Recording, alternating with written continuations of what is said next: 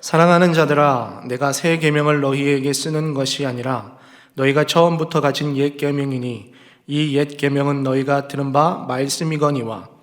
다시 내가 너희에게 새 계명을 쓰노니 그에게와 너희에게도 참된 것이라.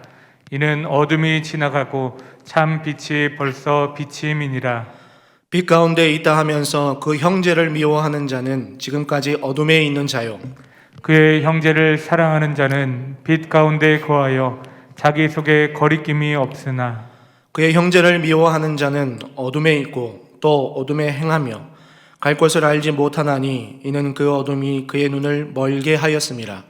자녀들아, 내가 너희에게 쓰는 것은 너희 죄가 그의 이름으로 말미암아 사함을 받았음이요. 아비들아, 내가 너희에게 쓰는 것은 너희가 태초부터 계신 이를 알았음이요. 청년들아, 내가 너희에게 쓰는 것은 너희가 악한 자를 이기었음이라.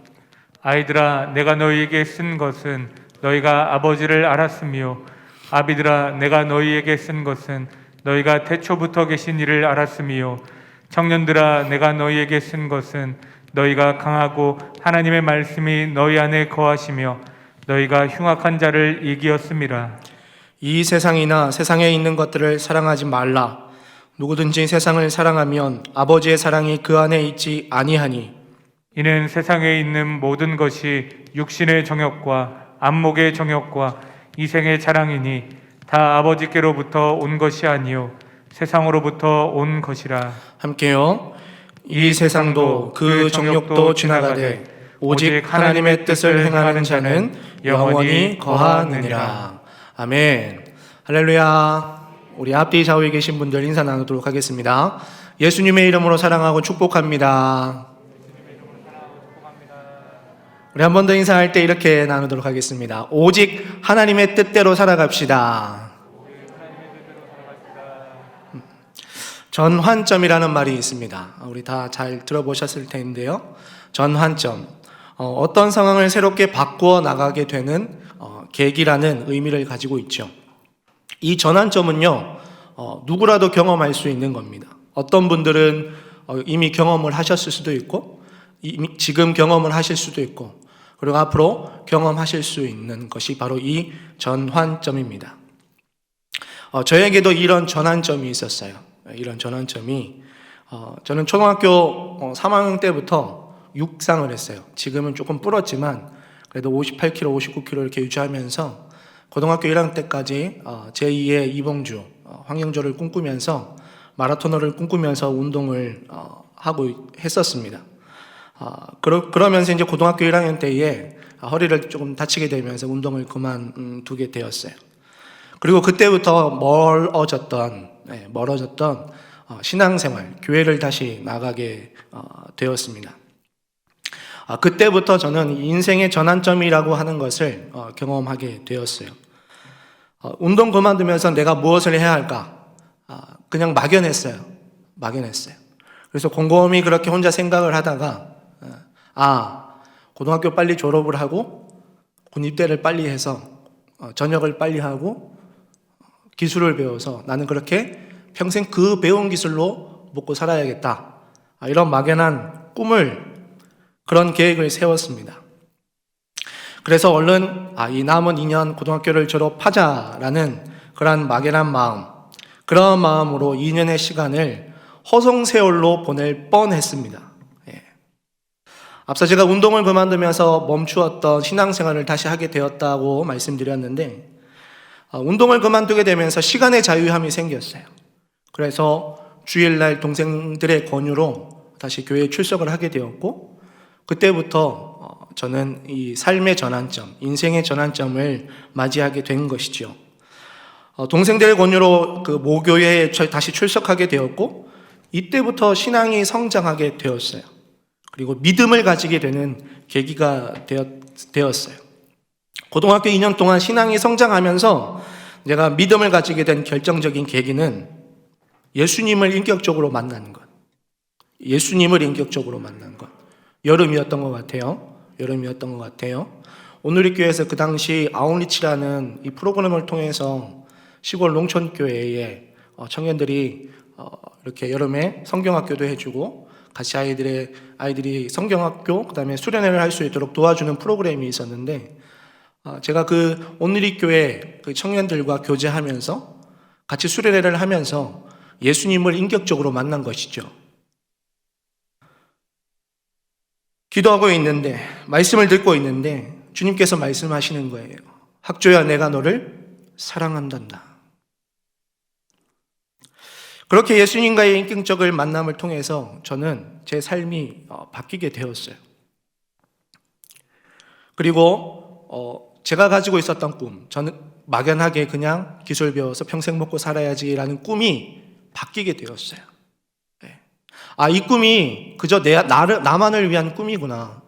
그저 이 꿈이 나의 유익과 만족을 위한 꿈이구나라고 하는 것을 생각하게 되었고, 예수님이 나를 통해서 이루시려고 하는 그 꿈에 대해서 다시 한 번 더 심도 있게 기도하며 말씀 가운데에서 꿈을 찾게 되었어요. 그리고 그 시작점, 그 전환점을 필두로 현재 제가 이 자리에서 목회자로 세워져 있습니다. 만약 이때 예수님을 인격적으로 만나지 못하고 예수님의 그 사랑의 음성을 듣지 못했다면, 또 저도 예수님과 그 사랑에 빠지지 않았다면, 예수님의 사랑에 대해서 알지 못했다면 아마도 저는 지금 이 자리에 없었을 것입니다. 그저 나만을 위한 인생, 그런 삶을 살아가고 있을 것입니다. 오직 은혜로 예수님을 만나게 되었습니다. 그리고 예수님을 사랑하게 되었고, 그렇게 인생의 목표와 가치관이 바뀌게 되었습니다. 저의 삶의 방향과 목표가 변화된 것이죠. 요한복음 21장에 보면 예수님이 베드로에게 이렇게 물으세요. 네가 나를 사랑하니? 베드로야, 네가 나를 사랑하니? 그렇게 물으셨을 때 베드로가 어떤 대답을 했죠? 제가 예수님 사랑한다라고 하는 것 예수님이 너무나 잘 아시잖아요. 그렇게 대답했어요. 지금 이 시간 예수님께서 예배드리는 우리에게도 동일하게 물으세요. 학조야, 네가 나를 사랑하니? 이 물음 가운데에서 우리 성도님들은 예수님께 어떠한 답을 하시겠습니까? 예수님 사랑합니다. 예수님, 제가 너무 예수님을 사랑해요. 예수님 사랑하는 것 누구보다 예수님이 더 잘 아시잖아요. 이 진정한 고백이 우리에게 필요한 줄 믿습니다. 상황에 따라서, 처지에 따라서 고백하는 것이 아니라 어느 누구 앞에서도, 믿는 사람들 앞에서도, 믿지 않는 사람들 앞에서도 당당하게 고백하는 믿음이 우리에게 있어야 된다는 것이죠. 왜냐하면 이 고백이 그리스도인으로서의 정체성, 가치관이 분명해지기 때문이죠. 내가 살아가는 이유, 목적이 되기 때문이죠. 혹시 성도님들은 신앙이 좋다는 기준에 대해서 어떻게 생각하십니까? 이 사람은 이래서 신앙이 좋은 것 같아. 그 판단하는 기준이 어떤 것입니까? 대부분 신앙의 연수, 내가 저분은 예수님을 몇십 년 믿었고 이 교회를 몇십 년 다녔고, 신앙의 연수로 그 기준을 제시합니다. 물론 이것이 중요하지 않다는 것은 아니에요. 그런데 더 중요한 것은 지금 내가 예수님과, 지금 그분이, 저 목사님이, 저 장로님이, 권사님이, 집사님이, 저 성도님이 예수님과 얼마나 친밀한 관계를 가지고 있느냐, 그것이 중요합니다. 얼마나 예수님과의 친밀한 만남이 있느냐가 중요합니다. 오늘도 나와 함께 하시는 예수님과 말씀과 기도로 인격적인 만남을 가지고 있느냐가 기준이 되어야 된다는 것이죠. 그래서 때로는 예수님을 맹목적으로 믿는 믿음, 이것을 위해서 우리가 노력해야 합니다. 그러나 예수님을 사랑하는 것이 더 중요하다는 거예요. 우리가 노력해야 하는 건 뭐냐면 예수님을 믿는 것과 나아가서 예수님을 사랑해야 된다라고 하는 거죠. 예수님을 믿고 예수님을 사랑하게 되면요, 그 순간 내가 바뀌기 때문이에요. 예수님을 진정으로 믿게 되고 진정으로 사랑하게 된다면 그 순간 변화가 시작된다라는 거죠. 더 나아가서 그동안 내가 살아왔던 삶의 환경, 그것이 달라 보이기 시작해요. 세상이 주는 가치와 판단을 뛰어넘어서 예수님이 주는 가치와 판단이 나를 바꾸어 주신다는 겁니다. 우리 요한일서 2장 9절의 말씀 함께 읽도록 하겠습니다. 시작. 빛 가운데 있다 하면서 그 형제를 미워하는 자는 지금까지 어둠에 있는 자요. 사도 요한이 오늘 읽은 말씀, 앞선 말씀 7절 8절에서 어둠과 빛에 대해서 얘기를 해요. 빛과 어두움은 서로 대조적인 관계죠. 어두움은 죄를 지은 타락한 인간의 상태에 대해서 이야기하는 것이고요. 반대로 빛은 그 타락한 인간의 상태를 드러내주고 죄의 상태를 벗어나게 해주는 것입니다. 요한복음 8장에서 나를 따르는 자는 어둠에 다니지 아니하고 생명의 빛을 얻으리라 예수님께서 말씀하십니다. 빛이신 예수님 안에 있어야 죄로 죽을 수밖에 없는 우리가 살 수 있다는 것이죠. 그래서 영원한 생명을 얻는다는 것입니다. 그런데 빛이신 예수님 안에 있어도 문제가 있다라는 것을 지금 요한이 말씀하고 있어요. 바로 형제 자매를 미워하는 것. 그 문제가 있다라고 하는 거예요. 그래서 그 사람은 어둠에 있다라고 분명하게 말씀하고 있습니다. 우리 9절 말씀, 빛 가운데에 있다 하면서 그 형제를 미워하는 자는 지금까지 어둠에 있는 자요. 분명히 말씀합니다. 예수님을 믿어도 안 미운 사람이 없는 게 이상할 정도죠. 그 정도로 미운 사람이 없다면 이상합니다. 아니요? 미운 사람이 없다면 저 사람 거짓말하네. 안 미운 사람이 어디 있어? 이렇게 할 정도로 우리는 그러한 시대를 지금 살아가고 있는 거예요. 그런데 미운 사람이 없다면 그 사람은 예수님과 인격적인 만남을 가지고 있다는 거예요. 예수님을 인격적으로 만나고 사랑하게 되면 이 일들을 경험하게 된다라고 지금 요한은 말씀하는 겁니다. 미운 사람이 미워지지 않는 것, 그것이 예수님을 만나면, 예수님과 인격적으로 만나면, 사랑하게 되면 겪게 될 기적 같은 변화라는 거죠. 이게 어떻게 가능할까? 예수님이 나를 통해서 일하시기 때문이죠.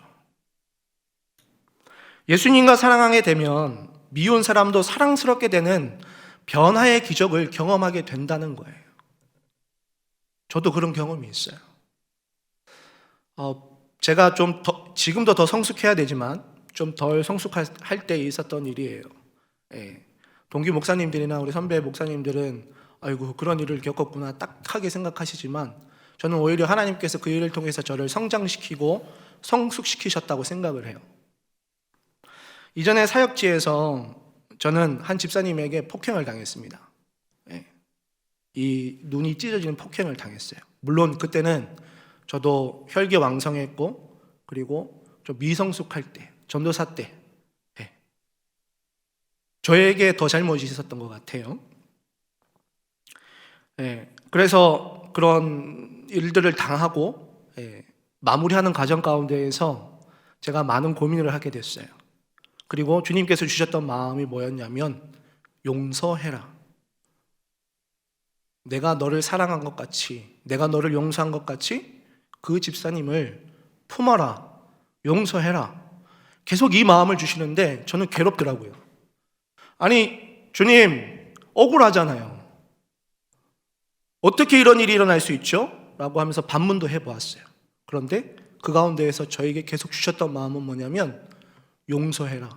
네가 용서해라. 품어라였어요. 시간이 지나서 이게 주님이 나에게 주신 마음이구나. 성도 여러분, 빛 가운데 있는 것은요, 내가 예수님과 인격적으로 만나고 있느냐, 있지 않느냐라는 거예요. 그래서 예수님을 만난 사람들의 특징을 보면 예수님 안에서 모든 것을 드러내고 살아간다는 것이죠. 예수님을 믿는 표시가 외형적으로 드러나게 되어 있다는 것입니다. 그 외형적인 표시가 형제를 사랑하고 자매를 사랑하는 것, 그것이라는 거예요. 하지만 예수님과 함께 있다고 하면서 예수님 안에서 형제 자매를 미워하는 사람은요, 오늘 사도 요한이 뭐라고 얘기하냐면 거짓이라는 어둠에 머물러 있는 사람이라는 거예요. 어둠에 사로잡혀서 빛이신 예수님께 온전히 나아가지 못하는 사람이라는 거예요. 요한일서 2장 11절 말씀 함께 읽겠습니다. 시작. 그의 형제를 미워하는 자는 어둠에 있고 또 어둠에 행하며 갈 곳을 알지 못하나니 이는 그 어둠이 그의 눈을 멀게 하였음이라. 아멘. 11절 말씀 계속 띄워주세요. 그의 형제를 미워하는 자는 어둠에 있고 또 어둠에 행하며 갈 곳을 알지 못하나니 이는 그 어둠이 그의 눈을 멀게 했다라고 그렇게 얘기를 해요. 마음에 미운 사람이 있으면요, 아무것도 보이지 않는다라는 거예요. 그리고 내가 어디로 가야 할지 알지 못한다는 겁니다. 이건요 예수님 믿으면서 아주 심각한 문제라는 거예요. 믿으면서 여전히 미운 사람이 있다면 그 미운 마음이 드는 사람에게 문제가 있다라는 거예요. 여기서 잘 보아야 될 게, 그렇게 미워하게 하는 마음을 누가 주느냐라는 거죠. 누가 주느냐? 내 스스로에게 생기느냐? 아닙니다. 내가 그 문제를 만드는 게 아니라 예수님과 하나님과 우리 사이를 방해하는, 그 관계를 깨트리는 무언가 있다라는 거예요. 그 관계를 무너뜨리기 위해서 길을 쓰고 방해하는 존재가 있다라는 거예요. 그게 뭐냐면 마귀라는 거예요. 마귀. 요한일서 3장 10절 말씀 함께 읽겠습니다. 시작. 이러므로 하나님의 자녀들아 마귀의 자녀들이 드러나나니 무릇 의를 행하지 아니하는 자나 또는 그 형제를 사랑하지 아니하는 자는 하나님께 속하지 아니하니라. 아멘. 계속 띄워주세요. 이러므로 하나님의 자녀들아 마귀의 자녀들이 드러난다. 그 형제를 사랑하지 아니하는 자는 하나님께 속하지 아니한다. 요한이 그렇게 분명하게 알려줍니다. 말씀에서 그렇게 말씀해서 그런데요 불편한데 어떡해요? 미워한데 어떡해요? 하는 사람이 있다라는 거예요. 나름대로 그 이유에 대해서도 이해가 갑니다. 그런데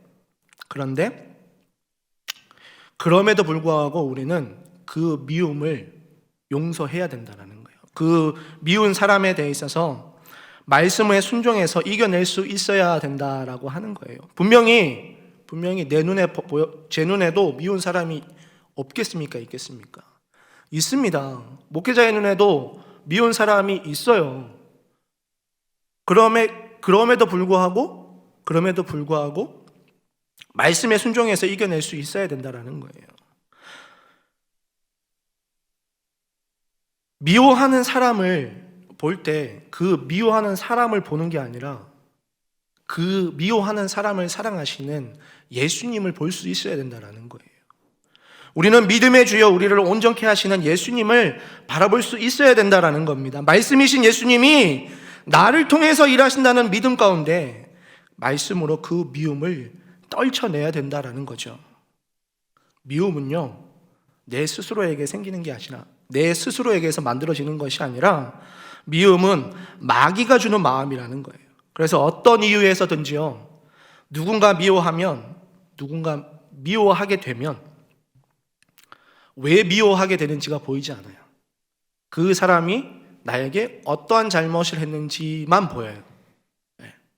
이 말은 뭐냐면 내 모습은 전혀 보이지 않는다라는 거예요. 그 미움 가운데에 왜 내가 저 사람을 미워하게 됐지가 보이는 게 아니라 저 사람이 나에게 이런 잘못, 저러한 잘못, 그래서 내가 이럴 수밖에 없는 거야, 합리화를 시키면서 그 사람만 보인다라는 거예요. 그 사람만, 그 미워하는 사람만. 그리고 이것은 또 다른 문제로 이어지게 되죠. 이것은요, 미움의 영이 사로잡으려는 것이기 때문에 내 힘으로 도저히 해결할 수 없다라는 거예요. 그래서 우리가 빛 가운데의 모든 것을 드러내면서 살아야 된다라는 거예요. 내 힘으로 도저히 풀 수 없는 문제들, 누가 풀 수 있을까요? 누가 풀 수 있을까요? 우리와 함께 하시는 예수님만 풀 수 있습니다. 그래서 우리가 빛 가운데의 모든 것을 드러내며 살아야 된다는 겁니다. 예수님만이 하실 수 있다는 그 믿음 가운데에 우리가 있어야 된다는 거예요. 예수님 사랑합니다. 예수님과 친밀한 관계를 통해서 예수님 안에서 우리가 승리할 수 있다는 거예요. 대부분 이 미움으로 생기는 문제는요, 어떤 걸로 이어지냐면 대인 관계에서 찾아와요. 아무리 친하게 지냈던 사람이라도 이 미움이 싹트기 시작하면 그 관계는 반드시 깨집니다. 제가 왜 이 말씀을 드리냐면 교회 안에서 이 일들이 가장 많이 일어나기 때문이에요. 세상에서는요, 소위 말해서 한 잔 툭 마시고 털어버리면 끝이죠. 내가 이런 게 서운했어. 앞으로 그러지 말아줘. 세상 방법으로 풀면 끝입니다. 그런데 교회 안에서는 안 돼요. 왜 안 되는지 모르겠어요. 막힌 담을 허무셨던 예수님을 믿는다고 하면서 왜 이게 안 되는지 모르겠어요. 이 문제 쉽게 해결되지 않죠. 왜냐하면 내 자존심은, 내 명예는, 내 뭐뭐는 내가 살아있기 때문이죠. 그리고 이미 상할 만큼 상해 있는 그 마음이 문제라는 거예요. 문제가 왜 일어났는지 본질적인 문제는 없고요. 나만 중요합니다. 나만. 여기서 중요한 것은요, 저도 경험을 통해서 깨달은 것이지만 문제 안에 있는 내가 보이지 않는다라는 거예요. 모든 문제의 중심에는 누가 있어요? 내가 있어요. 내가. 그런데 내가 보이지 않는다라는 거죠. 나에게는 아무런 문제가 없어요. 상대방이 문제가 있고 상대방이 먼저 나에게 시비를 걸었고 상대방이 내가 이렇게 할 수밖에 없게끔 상황을 몰고 갔다라는 거예요. 그래서 문제가 해결되지 않는다라는 거죠. 중요한 것은 뭐냐면 문제 가운데에 내가 먼저 보여야 된다라는 거예요. 내가 먼저 보이면요, 결코 미워할 수 없어요. 왜요? 내 들보가 먼저 보이는데, 나의 부족함이 먼저 보이는데요, 나의 연약함이 먼저 보이는데요, 어떻게 미워할 수 있어요? 우리 서로 사랑하자라는 책을 쓰신 유기성 목사님께서 그 광염교회 조연삼 목사님의 일화를 이렇게 기록해 두었어요. 교회 초창기에 교인들이 자주 싸웠대요. 그래서 목사님이 어느 날 한 교인에게 물으셨대요. 왜 싸우세요? 그 무렵에 한 교인이 목사님에게 절절하게 이렇게 얘기했다고 해요. 목사님, 너무 신경 쓰지 마세요. 이게 다 잘해보자고 그러는 겁니다. 이렇게 목사님에게 답을 하더랍니다. 이 말을 듣고 얼마 동안 성도들을 유심히 이렇게 살피던 목사님 보시니까 진짜 다 잘해보려고 싸우는 거죠. 그런데 이 상황을 곰곰하게 보시던 목사님께서 강단에서 이렇게 말씀하십니다. 우리 잘하지 맙시다. 잘하려고 싸울 거면 싸우지 말고 그냥 보통만 합시다. 이렇게 말씀하셨대요. 이게 무슨 의미입니까? 차라리 싸울 거면 그냥 보통이 낫다는 거죠. 싸우지 말자라는 거죠. 앞으로 우리 싸우지 말자라는 거죠. 이를 계기로 광염교회가 더욱 성장하고 부흥하는 계기가 되었다라고 해요. 잘 하자고 싸우는데 뭐가 어때서 할 수 있어요. 저도 혈기왕성할 때는요, 잘해보자라고 제 의 막 드러냈어요. 아니야, 그거 아니야, 이게 맞아, 저게 맞아, 이렇게 해야 돼, 저렇게 해야 돼. 아니요, 선생님, 그거 아니에요. 아이들이 그렇게 하면 다 떨어져 나가요. 아니요, 그렇게 하면 아이들 기도 못해요, 찬양 못해요, 신앙생활 제대로 못해요. 제 의만 그렇게 드러냈던 것 같아요. 그런데 돌아보니 그분이 나중에 상처 입으셨더라고요. 그래서 저 교사 못하겠어요. 전사님 다 알아서 하세요. 전사님 어차피 혼자 알아서 하실 거잖아요. 저는 그때 혈기왕성해서 잘해보자라고 했던 일인데 나중에 주변에 함께 동역자로 보내신 분들을 제 스스로가 다 내쫓은 경우가 되어 있더라고요. 잘하자고 싸우는 것 자체가 잘못된 것이 아니라 우리는 잘 분별해야 된다라는 거예요. 싸우면서 잘하자는 것에 속지 말아야 된다라는 거죠. 진리의 말씀 가운데 악으로 선을 이기게 하시는 예수님 안에서 우리가 살아가야 된다라는 거예요. 그럼에도 불구하고 요한은요, 아직 마음 가운데에 미움이 남았다면 그 미움을 확실하게 해결하는 방법을 다시 얘기해요. 12절 말씀 우리 함께 읽도록 하겠습니다. 시작. 자녀들아, 내가 너희에게 쓰는 것은 너희 죄가 그의 이름으로 말미암아 죄 사함을 받았음이요. 아멘. 미움을 확실하게 해결하는 방법, 아무런 대가 없이 주신 주님의 십자가 은혜와 사랑을 기억하고 바라보는 거예요. 우리는 하나님 앞에서 어떤 사람들인가요? 죽을 수밖에 없는 죄인 아닌가요? 죄인인 우리에게 예수님께서 뭐라고 말씀하셨죠? 요한복음 3장 16절 다 같이요. 하나님이 세상을 이처럼 사랑하사 독생자를 주셨으니 이는 그를 믿는 자마다 멸망치 않고 영생을 얻게 하려 하심이라. 죄인인 우리를 위해서 독생자 예수님을 통해서 은혜로 받은 십자가 은혜와 사랑, 영원한 생명을 우리에게 주셨다라는 거예요. 이 너무나도 큰 은혜와 사랑을 받은 우리의 실상은 그렇다면 어떠냐는 거예요. 동전 뒤집기 하듯이 여기선 사랑한다고 해놓고 여기서는 모른 척하고 죄란 죄는 다 짓고 다니고 마음도 얼마나 더러운지 주님 보고 듣고 다 아시는데도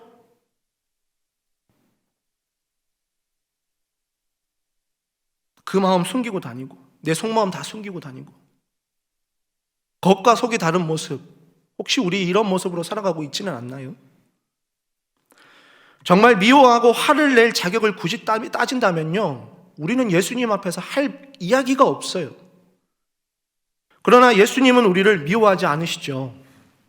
처음 주신 그 사랑을 여전히 우리에게 주십니다. 예수님이 이처럼 우리를 사랑해 주시는데 우리가 어떻게 다른 사람을 미워할 수 있습니까? 미움은 예수님의 사랑을 믿지 않는 거예요. 미움은요, 예수님의 사랑을 믿지 않는 거예요.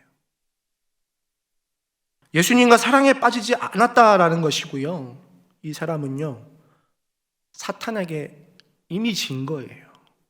미움의 영에게 이미 넘어간 거예요. 빛 가운데 없는 거예요. 어두움에 있는 거예요. 사도 요한은요, 2장 13절, 14절에서 아버지들, 청년들, 아들들에게 반복적으로 자신의 답답함을 얘기하죠.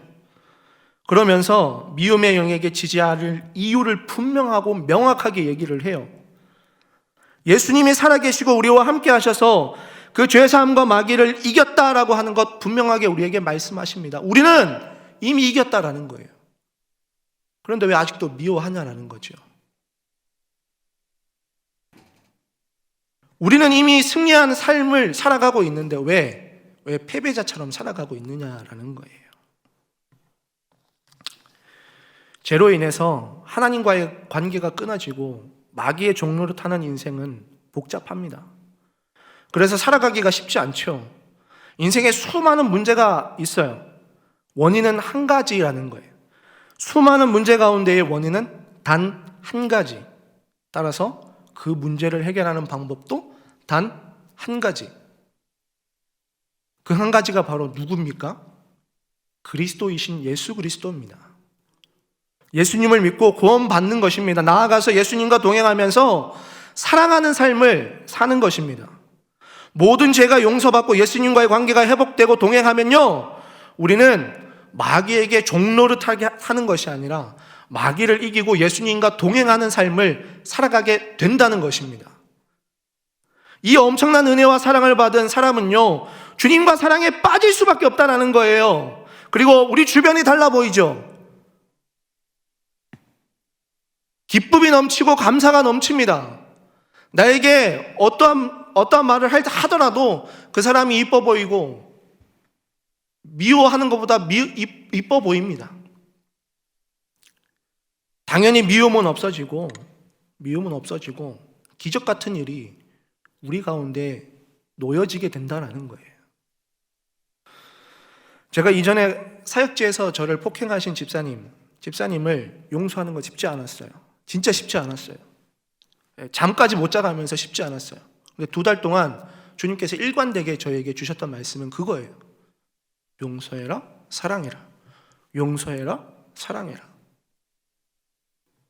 제가 용서한 게 아니라 예수님이 용서하게 하신 거예요. 성도 여러분, 사람은 바뀌지 않을 수 있어요. 사람 자체로는 바뀌지 않을 수 있어요. 그러나 예수님을 사랑하고 사랑에 빠지면요, 미운 사람, 악한 사람도 변화되는 기적을 경험하게 될 줄 믿습니다. 주 안에서 사람은 바뀐다라는 책을 쓰신 유기섭 목사님의 그 프톨로그 이야기예요. 많은 그리스도인들이 자신이 변화될 것을 믿지 못합니다. 그것은 자신이 믿지 못함이 아니라 우리를 변화시킬 예수님을 믿지 못하는 것입니다. 도대체 사람이 변할 수 있습니까? 변한다면 어떻게 변하는 것입니까? 함께 하시는 예수님을 바라보는 믿음의 눈이 띄어야 합니다. 사람이 변한다는 것을 믿는 것은요, 그 사람을 믿는 것이 아닙니다. 사람이 변한다라고 하는 것은 그 사람을 믿는 것이 아니라 그 사람과 함께 하시는 예수님을 믿는 것입니다. 오직 하나님의 뜻대로 산다라고 하는 것은요, 우리와 함께 하시는 예수님을 믿는 믿음에서부터 시작됩니다. 그리고 지속적으로 예수님과 친밀한 교제 가운데 있다라고 하는 것, 있는 사람만이 오직 하나님의 뜻대로 사는 사람인 줄 믿습니다. 여전히 혹시 그럼에도 불구하고 마음에 미움이 남아 계신가요? 그건요, 내 안에 주님이 없다는 거예요. 내 안에 주님이 없다는 신호입니다.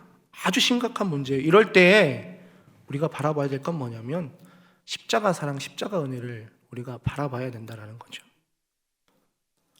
십자가의 사랑과 은혜로 예수님과의 관계가 먼저라는 것을 우리가 기억해야 할 줄 믿습니다. 진리이시며 말씀이신 예수님 안에서 우리가 중심을 잡으면요, 내가 먼저 예수님과 깊은 사랑에 빠질 수밖에 없어요. 미운 사람이 미워지지 않는 변화를 그렇게 경험하게 된다는 사실을 모두 믿으시길 바랍니다. 우리 17절 말씀 함께 읽도록 하겠습니다. 17절 말씀 시작. 이 세상도 그 정욕도 지나가되 오직 하나님의 뜻을 행하는 자는 영원히 거하느니라. 아멘. 사람이 살아가는 데 있어서 가치가 필요하죠. 가치. 그리고 그 가치로 살아가기 위해서는요, 목표와 목적이 필요하다라는 거예요. 그리고 그 목표와 목적을 이루기 위해서는 이 마음을 움직이는 열정이 필요합니다. 15절 말씀에 이 세상이나 세상에 있는 것들을 사랑하지 말라. 누구든지 세상을 사랑하면 아버지의 사랑이 그 안에 있지 아니하니 말씀합니다. 세상에서 최선을 다해서 살아가는 사람들에게 이 말씀은 세상의 눈으로 보면 어찌 보면 힘이 빠지는 듯한 말씀이에요. 열심히 살아가고 있는데, 최선을 다해서 살아가고 있는데 왜 사랑하지 말라고 하는 거지? 뭐지? 이해되지도 않는 말씀이라는 거예요. 세상을 사랑하지 않으면서 어떻게 살아갈 수 있을까라는 궁금증도 생긴다라는 거예요. 하지만 예수님을 사랑하는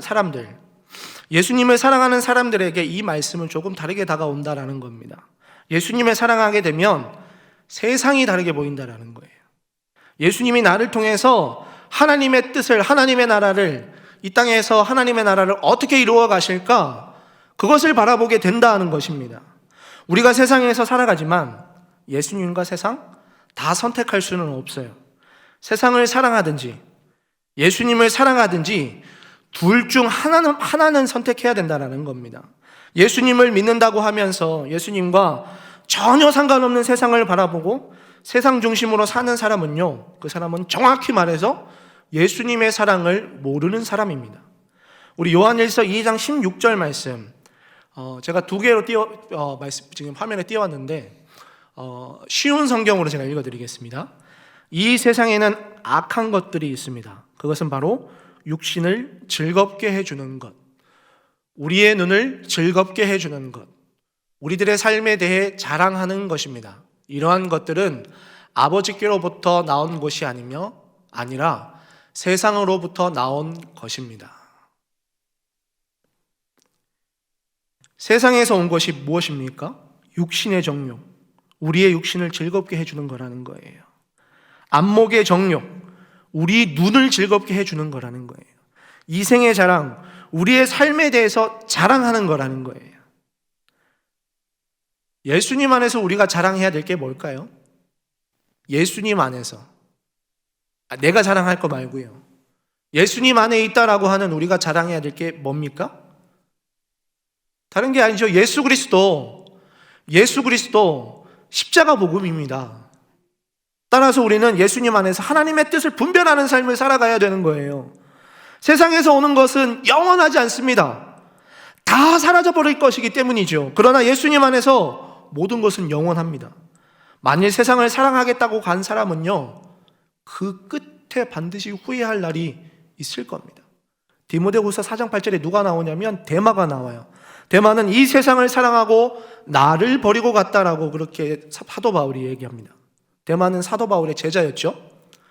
하지만 바울이 두 번째로 감옥에 갇히면서 데마는 바울을 버렸어요. 그리고 바울을 통해서 가졌던 그 믿음도 버렸어요. 이후에 데마에 대해서 성경에서 이야기를 하지 않아요. 그런데 데마의 삶을, 그 마지막을 짐작하건대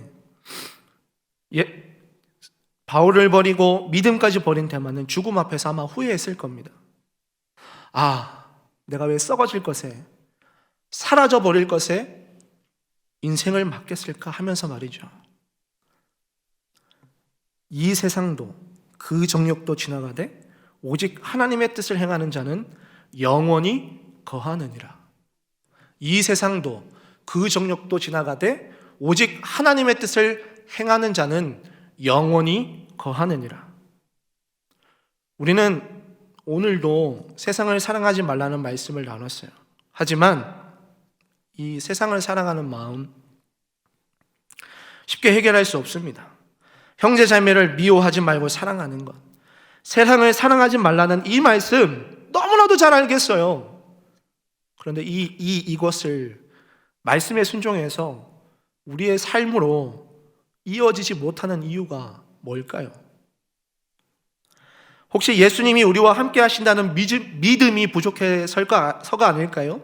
17절의 말씀처럼 오직 하나님의 뜻을 행하는 자는 영원히 거한다는 말씀을 혹시 내가 믿지 못해서가 아닐까요? 우리의 믿음의 확신에서 오는 가치와 목적, 마음의 열정이 예수님과 세상 가운데에서 갈팡질팡하고 있기 때문은 아닐까요? 사랑하는 우리 성도 여러분, 우리가 하나님의 뜻을 행하며 살아가야 하는 이유가 뭘까요? 그 이유, 하나님의 뜻을 행하며 살아가야 하는 이유. 제가 이 말씀을 묵상하면서 왜 이렇게 하나님께서 말씀을 묵상하게 하셨을까 사실 고민이 많이 됐어요.